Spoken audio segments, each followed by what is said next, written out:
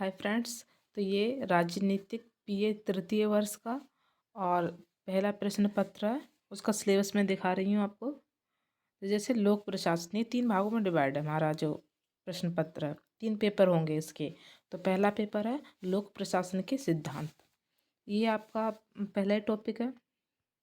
लोक प्रशासन का अर्थ एवं प्रकृति एवं क्षेत्र। आप इसमें से कौन कौन से क्वेश्चन आने वो ये टॉपिक है, उसके हिसाब से पहला टॉपिक ये है। उसमें प्रश्न दिए गए हैं, ये आने की संभावना होती है, ये मुख्य प्रश्न होते हैं। दूसरा आपका टॉपिक है लोक प्रशासन का अन्य सामाजिक विज्ञानों से संबंध। लोक प्रशासन ये आपके प्रश्न है, आप देखते जाइए। मैं सिर्फ टॉपिक को बता रही हूँ, इसमें सिलेबस बता रही हूँ कि क्या क्या है। ये आपका तीसरा टॉपिक है लोक प्रशासन तथा निजी प्रशासन।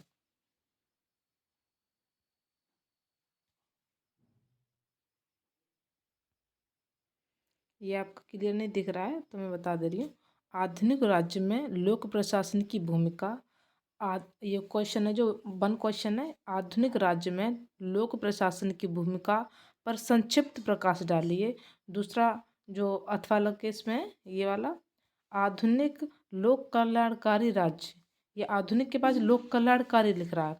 तो आधुनिक लोक कल्याणकारी राज्य में लोक प्रशासन के महत्व का वर्णन कीजिए। ये आपका वो लोक प्रशासन था, निजी प्रशासन, ये तीसरा टॉपिक है। और ये आपका चौथा टॉपिक है। ये थोड़ा क्लियर नहीं है यहाँ पे।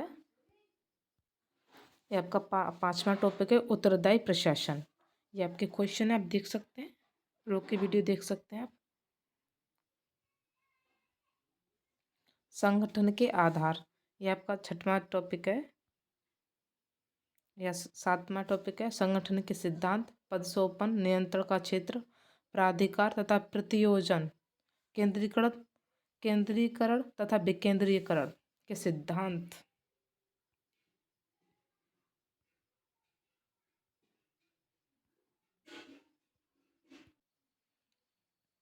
ये तो क्वेश्चन है आपकी। 8वां टॉपिक है आपका प्रशासन पर विधायी कार्यपालिका एवं न्यायपालिका नियंत्रण। ये तीनों ही जो वो होती हैं सरकार के अंग होते हैं ना, 3, कार्यपालिका, न्यायपालिका और विधायपालिका। तो ये न्यायपालिका है। ये सबसे पहले विधायिका, कार्यपालिका और न्यायपालिका, इन तीनों का क्या नियंत्रण है प्रशासन पर, ये आपको बताना है। और यही टॉपिक है।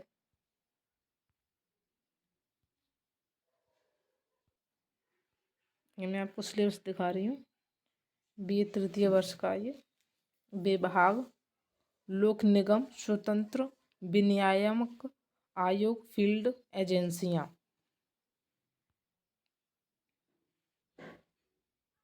ये 3rd यूनिट है आपकी। यूनिट टोटल 5 हैं शायद। ये आपका 10वां टॉपिक है नौकरशाही।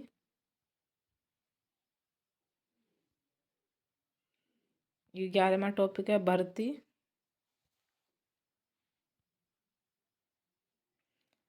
ट्रेनिंग, प्रशिक्षण।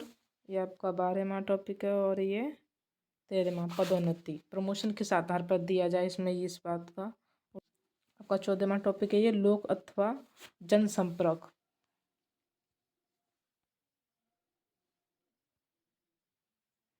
वित्तीय प्रशासन, बजट, लेखा परीक्षण।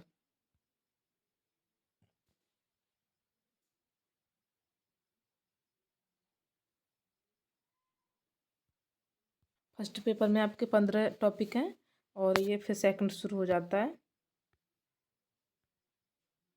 ये सेकंड पेपर शुरू हो गया यहाँ से।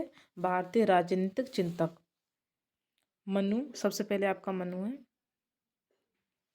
ये क्वेश्चन ज़्यादातर यहीं से आते हैं। अगर थ्योरी पेपर होता है, अगर थ्योरी पेपर होगा तो यहीं से क्वेश्चन आ जाते हैं। अगर आपका यहाँ से ठीक है, यहाँ से पढ़ लोगे आप, तभी आपको बहुत कुछ अच्छा हो जाएगा पेपर।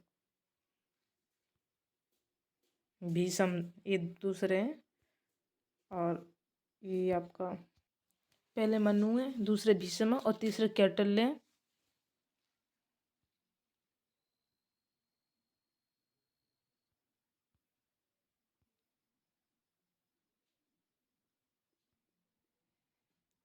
ये चौथे शुक्र हैं। और ये जो राजनीतिक विचार हैं वो राजनीतिक विचारक हैं, जो जैसे मनु कैटल्य ये आगे पीछे भी हो जाते हैं, तो इससे कोई फर्क नहीं है, आपको पढ़ने सभी हैं। राजा राम मोहन राय ये पूर्ण भारतीय पुनर्जागरण।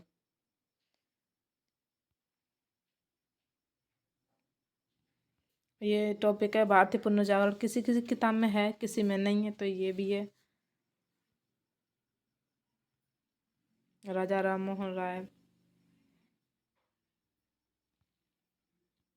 गोपाल कृष्ण गोखले, या महादेव गोविंद रानडे, ये आपका 8वां टॉपिक है। बाल गंगाधर तिलक ये आपका 9वां टॉपिक है। और बाल गंगाधर तिलक उसके बाद ये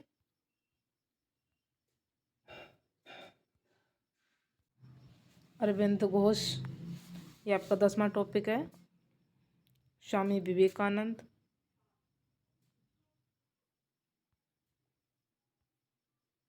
M.K. गांधी, ये नाम इनका मोहन चंद्र करमचंद गांधी ऐसा नाम है इनका, तो ये शॉर्ट में M.K. गांधी भी लिख देते हैं। मोहनदास करमचंद गांधी, M.K. गांधी का है। ये क्वेश्चन थोड़ा महात्मा गांधी के जीवन परिचय पर प्रकाश डालिए, ऐसा ये क्वेश्चन है।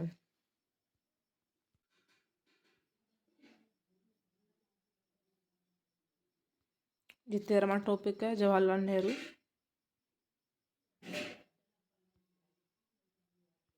मैं आपको सिलेबस बता रही हूँ, सिलेबस कितना है इसमें। M.N. राय,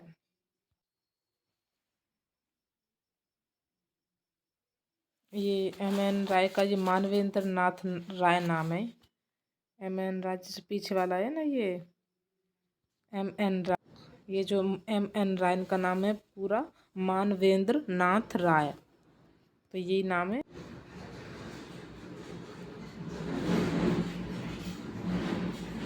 जयप्रकाश नारायण, ये 15वां टॉपिक है हमारा। अब यहाँ से तृतीय पेपर शुरू हो जाता है। BA तृतीय प्रश्न है, अंतर्राष्ट्रीय राजनीतिक। अंतर्राष्ट्रीय राजनीतिक परिभाषा, क्षेत्र एवं प्रासंगिकता, इतिहास तथा विकास।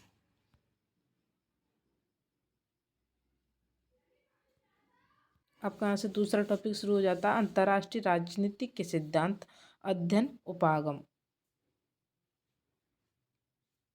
अंतर्राष्ट्रीय राजनीतिक में यथार्थवादी सिद्धांत। अंतर्राष्ट्रीय राजनीति का व्यवस्था सिद्धांत, अंतर्राष्ट्रीय राजनीति के नवीन उपागम। उपागम का अर्थ होता है किसी के सहायक तत्व, किसी का सहयोगी होना, उपागम मतलब ये होता है।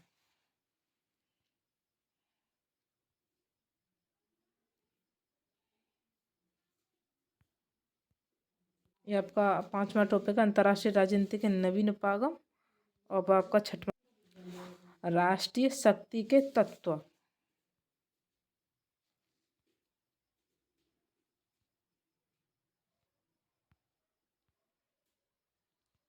राष्ट्रीय हित की अवधारणा। यह आपका 8वां टॉपिक है, शक्ति संतुलन।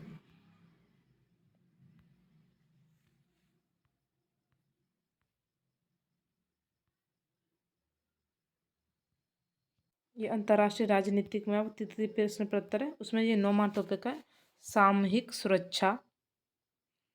और 10वां टॉपिक है आपका अंतर्राष्ट्रीय राजनीतिक में विचारधारा की भूमिका, विदेशी नीति के निर्धारित तत्व, कूटनीति।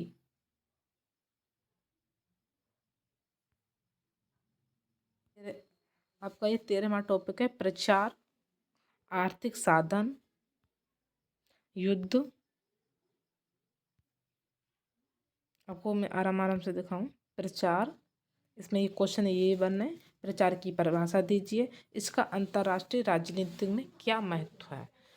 अगर आपका थ्योरी पेपर आता है और आपको ये जो क्वेश्चन 2-2 3 दिन दिखाए जा रहे हैं, आपको ये याद है इसके आंसर, तो आपका आराम से आप अच्छे नंबर आ जाएंगे, लगभग 85-80 नंबर आराम से आ जाएंगे आपको। तो ज़्यादा भागदौड़ करने की ज़रूरत नहीं है, कोई गाइड वगैरह ले लो और उससे आपका हो जाएगा। आर्थिक साधन,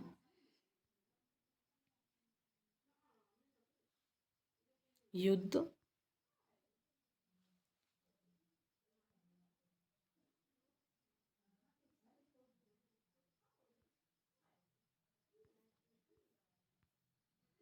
इसमें 15 ही टॉपिक है मेरे ख्याल से। इसमें ज़्यादा टॉपिक हैं खैर। 16वां टॉपिक है शस्त्र नियंत्रण एवं निशस्त्रीकरण। आपका 17वां टॉपिक है शीत युद्ध का उदय तथा अंत।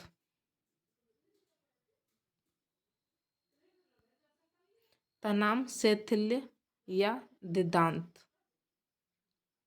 नव शीत युद्ध, शीत युद्धोत्तर अंतर्राष्ट्रीय राजनीतिक या नई विश्व व्यवस्था। आपका 21वां टॉपिक है गुट निरपेक्ष आंदोलन। तृतीय विश्व युद्ध की समस्या, अंतर्राष्ट्रीय कानून, वैश्विक संगठन। 25वां टॉपिक है संयुक्त राष्ट्र संघ, क्षेत्रीय संगठन, यूरोपीय संघ, सार्क एवं आसियान। बस आपके 26 टॉपिक हैं। तृतीय प्रश्न पत्र में आपके 26 ही टॉपिक हैं।